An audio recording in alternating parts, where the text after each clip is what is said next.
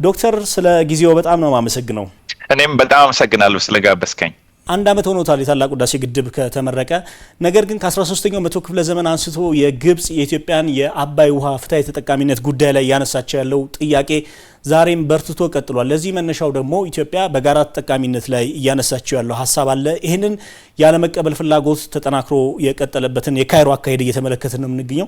ከዚህ አንጻር የዚህ የናይል ውሃ የቤዚን ኮሚሽን ወይም ደግሞ ናይል ሪቨር ቤዚን ኮሚሽን ተብሎ ሀገራት በጋራ እየተጠቀሙበት ያለውን ህብረትና ጥምረት ያለመቀበል አካሄዷን እንዴት ይመለከቱታል ከሚለው እንነሳ። አሁን ያነሳው የናይል ቤዚን ሪቨር ቤዚን ኮሚሽን የሚባለው በነገራችን ላይ ሁሉም እንዴት ፍትሃዊነት ይጠቀሙ የሚል ትልቅ አምብሬላ የምንለው ነው። ኦክቶበር 13 2024 ላይ ነው ወደ ህግ የመጣው እና አንድ ችግር የመጣው እንግዲህ ያው ግብጽም በተለያየ ሁኔታ ጫና በመፍጠር ይሄ ኮሚሽኑ በደንብ ጥርስ ኖሮት እንዳይሰራ የሚደረግ የማደናቀፊያ ሁኔታ ነው የምናየው። መጀመሪያም ተሰብስበው ለምሳሌ ኡጋንዳ ውስጥ ይሄንን ላውንች ያደርጋሉ ተብሎ ነበረ። እሱ እንደገና ወደ ሌላ ቦታ ፖስትፖን ተላለፈ። ህጉ የሚለው ናይል ኮሚሽኑ ተቋቁሟል ነው፣ ግን ምን ያህል መሬት ወርዶ ይሰራል የሚለው ጋር ነው አሁን ችግሩ። ይሄ የ1902ቱን የእነርሱን ስምምነት መነሻ በማድረግ የታሪክ የበላይነትን ለመውሰድ የሚደረግ ጥረት ውስጥ አሁንም ድረስ መዝለቋ በዚህ በ21ኛው ክፍለ ዘመን ምን ያህል ያስኬዳል? የትም አያደርስም። አሁን እሱ ብዙ ቦታ ምሳሌ መስጠት እንችላለን። አሁን ያነሳው 1902 ዋናው መነሻው ነው። ወደ መጨረሻ ላይ የ1957ቱን ብናየው በግብጽና በሱዳን መሃል የተከፋፈሉት እንደውም በጣም በሚደንቅ ሁኔታ አርስቱ ሁሉ የአባይ የናይል እንግዲህ የሚሉት አባይና ቴክኒካሊ ብሉ ናይል ስንል አባይን ነው፣ ግን በአጠቃላይ የናይል ስንል ደግሞ ሌሎችን ነባሮኮቦን በሁሉም ይጨምር ነው ኢትዮጵያ ውስጥ። ስለዚህ እነሱ የናይልን ሙሉን የመጠቀም ስምምነት ነው የሚለው ሲነሳ ራሱ ዶክመንቱ ብታየው ሙሉን የመጠቀም 100%። ስለዚህ እሱ የትም ስለማያደርስ እሱ ያውቁታል።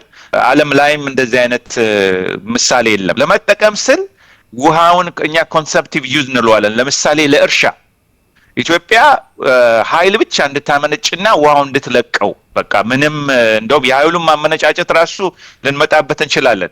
ድርቅ በሚሆን ጊዜ እንዴት ይሆናል የሚለው ግን ያ እንደተጠበቀ ሆኖ እኛ ብቻ ነን ለእርሻና ለመጠጥ እኛ የምንጠቀመው፣ ኢትዮጵያ ኃይል ብቻ ነው የምታመነጨው፣ 100% እኛ እንጠቀማለን የሚል አካሄድ ነው። የትም አላደረሳቸውም፣ ወደፊትም የትም አያደርሳቸውም። በዛ አይነት ግትርን የሆነ አቀራረብ በሱዳን ያሉ ግድቦች አቅማቸውም ትንሽ ነው። በተለይ ጎርፍን በመቆጣጠር ረገድ ትልቅ አስተዋጽኦ የኢትዮጵያው የታላቁ ህዳሴ ግድብ መገንባት አስተዋጽኦ እንዳበረከተላቸው ይነሳል። ግን ይህንን ማመን ስለማይፈልጉ ከግብጽ ጎን መቆምን ወይም መሰለፍን ይመርጣሉ በዚሁ ጉዳይ። ሆኖም የአስዋን ጉዳይን ስንመለከተው አሁን ያለው የውሃ መጠን እንዲህ አይነት ጥያቄዎች ወይም ደግሞ ኢትዮጵያን በዓለም አቀፉ መድረክ የማሳጣት አካሄድስ ምን ያህል ያስኬዳል? አሁን ያለው እውነታ ምንድን ነው? የሱዳን ግድቦች ብዙ መያዝ አይችሉም። አሁን ከህዳሴ በታች ያለው ሮዛሪስ የሚባለው ዲዛይኑ እስከ 7 ቢሊዮን ቢሆን መያዝ የሚችለው 3 ወይ 4 ቢሊዮን ነው። ኢትዮጵያ በአንድ ወር የምትለቀው እነሱ ጋር ይሞላል። ስለዚህ ውሃ ያጥራቸዋል የሚለው የትም አይደርስም። ግን ምንድነው መሆን ያለበት? አሰራራቸውም መረጃ እነሱስ ምን መረጃ አላቸው፣ ኢትዮጵያስ ምን መረጃ ትሰጣቸዋለች? እሱ ላይ ቢሰሩ ነው እኔ ትልቅ ለውጥ ይመጣል ብዬ የማስበው እንጂ ይሄ ሌላው አነሰበኝ ምናምን የምትለው ምንም ውሃ አይቋጥርም። አሁን ቁጥሩን እንኳን ብናየው በጣም የደነቀኝ 129 ነበረ። 129 ሚሊዮን ኪዩቢክ በቀን ብትልኮ በአመት ብናሰላው ወደ 47 48 አማካኙ ማለት ነው። በፊት የሚለቀቀው ብለው ያሉት 207 አካባቢ ነው። እሱም በአማካኝ ብናሰላው 76 78 እንዲህ አይነት ውሃ ራሱ የለም። በተለይ ደግሞ ግብጽ ላይ አሁን ብናይ እንደውም እያየሁት ነበር አስዋን ሀይቅ ሙሉ ነው። 177 178 ነው ሙሉ ሲሆን 180 አካባቢ ነው ከባህር ጠለል በላይ እና ሙሉ ሆኖ እነሱ አይደለም በዚህ አመት ለ3 ለ4 አመት ሁላ የሚያያዝ የሚችል ስለሆነ ይሄ አሁን ዝም ብሎ ሌላ ነገር ለማጫዋጫው ከዋለና በስተቀር ሳይንሱን የሚደግፍ ነገር አለ። እንደውም ኢትዮጵያ አብረን እንስራ፣ እኔም እኮ መረጃ አብረን እንከፋፈል የሚል አለ። ግብጽ ምንድን ነው የምትለው? የኔን ምንም አይነት መረጃ አልሰጥም፣ የእናንተን ብቻ አምጡ ነው።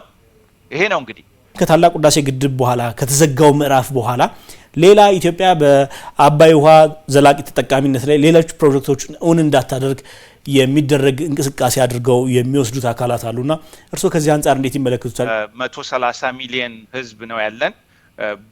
በተለይ የመጠጥ ውሃና የእርሻ የግድ ያስፈልጋል። እንግዲህ ለስንት ዓመት ነው እኛ በግብርና በዝናብ መጣ ዝናብ ቀረ እየተባለ ይሄ የምታውቀው ነው። በየ4 ዓመቱ በየ8 ዓመቱ ኤልኒኞ ሲመጣ ላኒኛ ሲመጣ ችግር ውስጥ እንገባለን።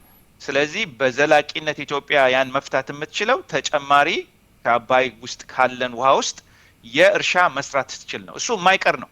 አሁን በፊትም እኮ የህዳሴ ጉዳይ እንደማይቀር ስላወቁት ያሰቡት የታሰበው ምንድነው?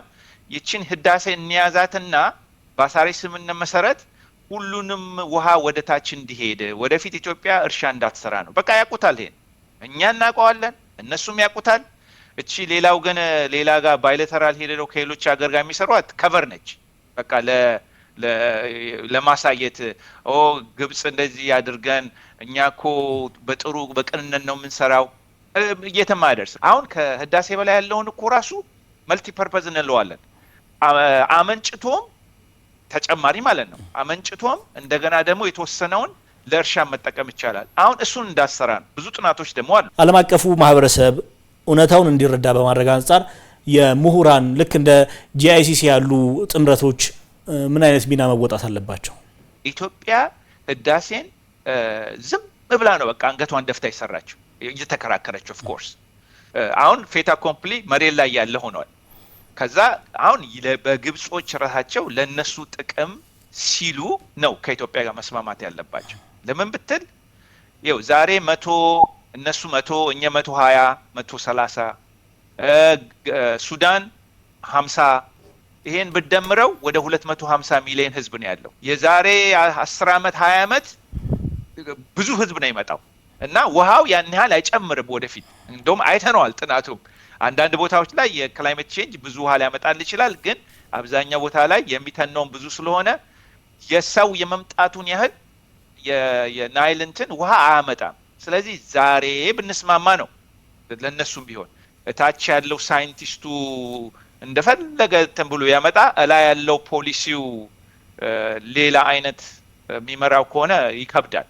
ግን የጊዜ ጉዳይ ነው። ቦተም አፕ መስራት እንችላለን ባይ ነኝ። ዶክተር ጥሩሶ አሰፋ ከአሜሪካ ፍሎሪዳ የውሃ ሀብት ተመራማሪና የታላቁ ህዳሴ ግድብ ዓለም አቀፍ የምሁራን ጥምረት አባል በወቅታዊው የግብጽ የኢትዮጵያ ክሶችና ተያያዥ የውሃው ጉዳይ ላይ ስለሰጡን ማብራሪያ ከልብ ነው አመሰግነው። እኔም በጣም አመሰግናለሁ።